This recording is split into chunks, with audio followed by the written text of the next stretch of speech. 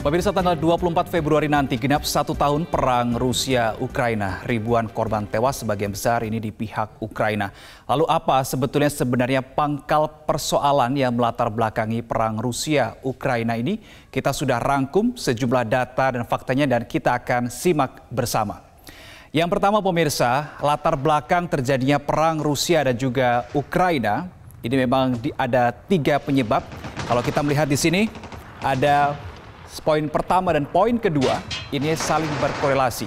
Yaitu yang pertama adalah kedekatan Ukraina dengan blok barat, di mana notabene Ukraina ini seharusnya sebetulnya merupakan bagian dari blok timur, begitu ya. Kemudian poin kedua adalah terkait dengan adanya keinginan Ukraina untuk bergabung dengan NATO.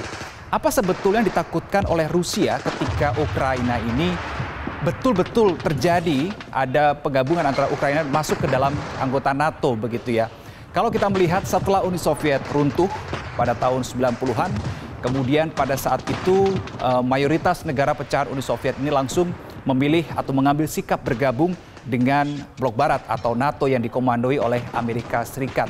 Dan kemudian ketika Ukraina betul-betul masuk menjadi anggota NATO, maka ini akan ditakutkan oleh Rusia karena selain akan kehilangan negara-negara pecahan Soviet yang masih murni tidak bergabung dengan NATO. Yang kedua adalah kalau kita lihat dari perbatasannya, Ukraina berbatasan langsung dengan Rusia dengan panjang perbatasan yang mencapai belasan bahkan puluhan kilometer. Dan jika betul Ukraina bergabung dengan NATO, maka ini menjadi ancaman keamanan tersendiri bagi Rusia. Kemudian di poin ketiga, kita lihat di situ ada perbedaan interpretasi terkait dengan perjanjian Minsk pada tahun 2014 dan 2015. Karena kita tahu ada perjanjian Minsk pertama dan perjanjian Minsk yang kedua. Ini ada beda interpretasi antara Rusia dan juga Ukraina.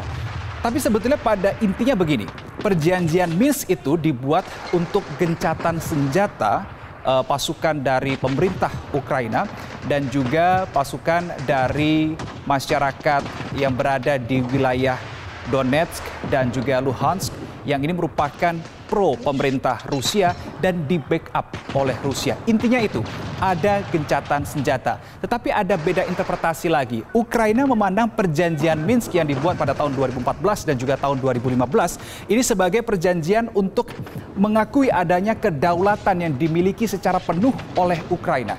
Tetapi Rusia melihatnya bahwa dari perjanjian Minsk itu kedaulatan yang dimiliki oleh Ukraina sifatnya terbatas. Kenapa terbatas? Karena memang ada 2 wilayah di wilayah timur Ukraina, yaitu sudah saya sebutkan tadi, Donetsk dan juga Luhansk yang pro terhadap Rusia. Ini Rusia melihat bahwa ada perlakuan khusus, mereka berharap bisa ada campur tangan di situ, ada status khusus di 2 wilayah itu, sehingga Rusia bisa ada ruang untuk turut serta mencampuri urusan dalam negeri Ukraina melalui 2 wilayah tersebut. Ini adalah 3 poin yang kami catat menjadi latar belakang utama terjadinya perang Rusia dan juga Ukraina yang dimulai sejak tanggal 24 Februari 2022. Kita akan menuju ke slide berikutnya. Ada data lain yang telah kami rangkum pemirsa bahwa sebetulnya hubungan panas dingin Rusia dan juga Ukraina ini tidak hanya baru terjadi kali ini saja, tetapi di tahun 90-an sudah ada perpecahan CIS atau Commonwealth of Independent States begitu. Pada saat itu dibuatlah Commonwealth of Independent States ini terdiri dari Rusia, kemudian Belarusia dan juga Ukraina. Tetapi ini pecah karena pada praktiknya Ukraina merasa CIS ini sebetulnya hanyalah bentuk upaya dari Rusia untuk mengelola atau menggerakkan negara-negara yang tergabung dalam Commonwealth of Independent States tersebut. Berikutnya adalah pencaplokan Crimea. Lagi-lagi ini terjadi pada tahun 2014. Pada saat itu, pemirsa, masyarakat Ukraina berhasil menjatuhkan presiden Ukraina pada saat itu, yaitu Yanukovych, yang Yanukovych ini diketahui pro-Moskow, pro-Rusia. Nah, ketika masyarakat Ukraina ini berhasil menjatuhkan Yanukovych, kemudian Rusia memanfaatkan momen ini untuk mencaplok wilayah Crimea karena pada saat itu terjadi kekosongan kekuasaan di Ukraina. Setidaknya ini adalah dua hal yang pernah terjadi antara Rusia dan juga Ukraina. Kemudian pada November 2021 hubungan Rusia dan juga Ukraina ini kian memanas. Bahkan pada saat itu pimpinan negara-negara NATO, Amerika, kemudian Jerman dan seterusnya ini sudah, bahkan Prancis sudah mencoba untuk membuka ruang dialog untuk dengan Rusia, mewanti-wanti jangan sampai ada perang. Tapi nyatanya pada tanggal 24 Februari 2022 Rusia tetap melancarkan serangan pertamanya ke Ukraina. Kita akan menuju ke data berikutnya yang telah kami rangkum. Ini terkait dengan dampak perang Rusia-Ukraina. Kalau kita lihat di sini pemirsa, data-datanya ini terkait dengan lebih dominan di aspek ekonomi. Kita akan lihat bersama supaya masyarakat juga bisa membaca detail begitu. Tetapi begini, bahwa dampak perang Rusia-Ukraina itu lebih di aspek ekonomi. Kita melihat di situ bahwa harga migas ini melonjak sangat tinggi. Karena kita ingat bahwa 40% kebutuhan gas Eropa ini disupport oleh Rusia. Jadi ketika ada perang Rusia dan juga Ukraina, maka ada gangguan pasokan migas sehingga ini juga terkait dengan supply dan juga terkait juga dengan harganya pun ikut melonjak. Bahkan Indonesia pada saat itu 2022 kita tahu juga ikut merasakan dampaknya. Di anggaran APBN hanya menyediakan atau mengalokasikan $60-an per barel, nyatanya ini bisa lebih dari $90-an per barel, bahkan sempat tembus angka 100. Kemudian di aspek ekonomi berikutnya, suplai pangan terganggu. Tadi kalau kita simak laporan dari Levi Wardana dan juga Iqbal Himawan ketika perjalanan menuju suatu wilayah, begitu Iqbal mengatakan mereka melewati wilayah yang dulunya adalah lahan jagung. Kita tahu disebutkan di situ oleh Iqbal bahwa mulanya 15% pasokan jagung di dunia ini berasal dari wilayah Ukraina. Tidak hanya jagung, gandum pun juga sempat terganggu pasokannya dan ini pun juga berkaitan dengan harga gandum itu sendiri. Berikutnya terkait dengan perusahaan barat yang menutup tokonya di wilayah Rusia. Ada industri atau toko terkait dengan furniture, kemudian terkait dengan makanan. Kita tahu beritanya sangat masif beredar pada tahun lalu.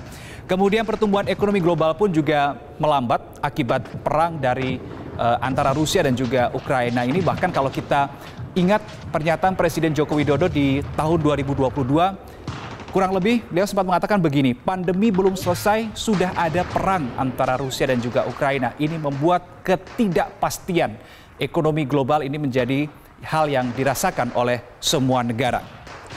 Berikutnya, berbicara soal korban, ini adalah kita juga sudah rangkum data dari PBB. Pemirsa, kami rangkum data dari PBB ini per tanggal 22 Januari 2023. Total korbannya adalah 18.483 orang, dengan rincian korban meninggal dunia sebanyak 7.068 dan korban luka mencapai 11.415 orang. Dan memang untuk korban meninggal dunia, mayoritas ini berada di Ukraina. Karena tidak seperti janji Putin di awal yang mengatakan bahwa Rusia hanya akan menyerang objek-objek vital Ukraina seperti yang kaitannya dengan pertahanan, kemudian sektor migas begitu. Tapi nyatanya apa? Nyatanya residence atau tempat tinggal, apartemen dari pihak masyarakat Ukraina pun juga menjadi sasaran dari pihak Rusia selama perang hampir 1 tahun ini. Berikutnya kita tahu bahwa beberapa waktu lalu atau tepatnya terjadi di pekan ini, pemirsa, ada juga suatu sikap yang diambil oleh Rusia, sikap terbaru. Ini dikatakan oleh Menteri Luar Negeri Rusia, Sergei Lavrov, yang mengatakan bahwa akan ada kebijakan baru, kebijakan luar negeri baru oleh pihak pemerintah Rusia, dan tidak disebutkan kapan tepatnya, tetapi hanya dikatakan dalam waktu dekat. Hal ini dikatakan Sergei Lavrov di hadapan Majelis Parlemen Rusia. Dan terkait dengan isi dari kebijakan luar negeri itu tadi, disebutkan bahwa oleh Sergei Lavrov, kebijakan luar negeri itu untuk menyetop atau menghentikan dominasi Amerika Serikat dan juga sekutu di dunia. Ini di berbagai aspek tentunya yang dikatakan oleh Sergei Lavrov. Kita akan nantikan kebijakan luar negeri yang seperti apa secara rinci yang akan dikeluarkan oleh Rusia. Dan kita tentunya seperti yang berkali-kali digaungkan, dikatakan oleh Levi Wardana dan juga Iqbal Himawan yang saat ini berada di Ukraina. Banyak pihak, banyak masyarakat yang berharap perang ini bisa segera usai.